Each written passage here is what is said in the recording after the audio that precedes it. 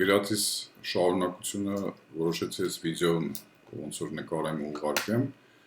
այս կարգի մասին, երկու բառ ասեմ ինչի ենք փոխել, այս ձևով ենք արդեն սկսում աշխատել, որովհետև մեյլով կոդ գրելը ապրանքի կամ կոդ գրելը Պիրիմիշինյայի, որի մեջ հավաքել եք ինչ-որ ապրանքներ, դա սխալ է։ Բացատրեմ ինչի է սխալ։ Ուրեմն заказ на Պիրիմիշինյա դոկումենտը, եթե պրավոդկա ենք տալիս մեջը ապրանքներով, ինքը պահեստում այդ ապրանքները ռեզերվ անում, այսինքն չի թողնում, որ այլ պահեստ գնա, եթե վերջին օրինակն է։ Դուք ինչ կտա ձեզ այս դոկումենտը, դուք վստահ կլինեք, որ ձեր заказ տված քանակները պատահականորեն, չգիտեմ, տարբեր պատճառներով չեն գնա այլ խանութներ, այլ մասնաճյուղներ։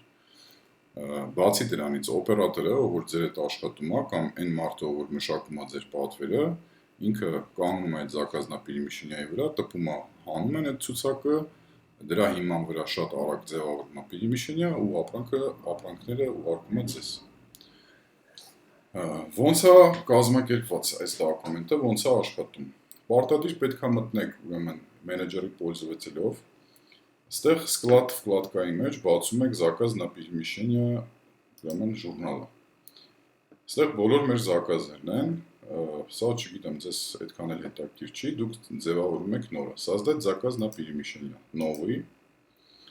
Sklad отправителя, դնում եք այն պահեստը, որտեղից որ ուղարկվում է ձեզ, այսինքն հիմնական պահեստը։ Ուզում եմ հատուկ նշեմ, որ դեռ անում ենք սա մենակ հիմնական պահեստի հետ։ Այսինքն դրեցինք հիմնական պահեստը, որովհետև հիմնական պահեստն է ձեզ ուղարկելու։ Sklad получателя դնում եք ձեր պահեստը, այսինքն որտեղ որ գալու է հիմնական պահեստից։ Ենթադրենք Մաշտոցի 20։ Օրգանիզացիան դնում ենք ուրեմն Բուկինի ՍՊ, սա միշտ պետք է դնենք։ Եվ անցնում ենք արդեն կամ սկաներով կամ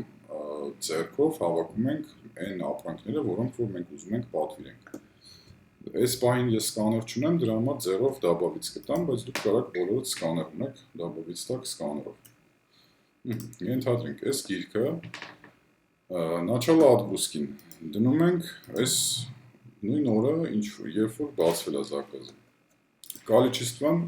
նշվում է պարտադիր, ինչքան որ պետք է ձեզ։ Ուզում եմ բոլորդ ուշադրությունը հրավիրեմ այս կետին, որովհետև ինչքան որ նշեք, այդքան հատ ապրանք ինքը զակազը անելու, այսինքն այդքան հատ ապրանք ռեզերվ անելու։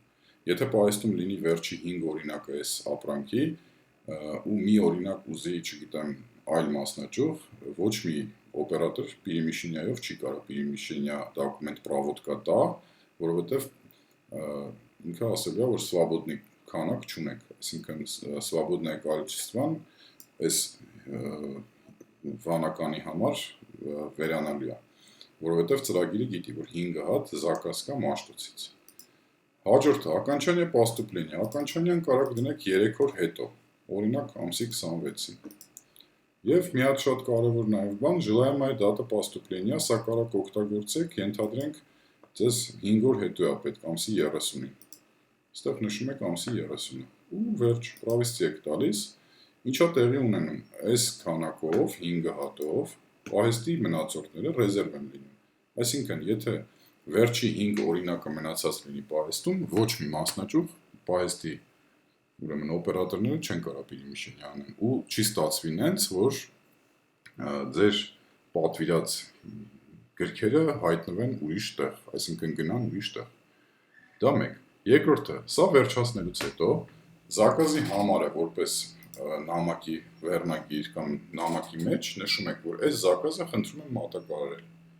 Ձեր օպերատորը կամ այն պատասխանատու անձը, որ զբաղվում է այս զակազներով, ինքը նայում է այս համարը,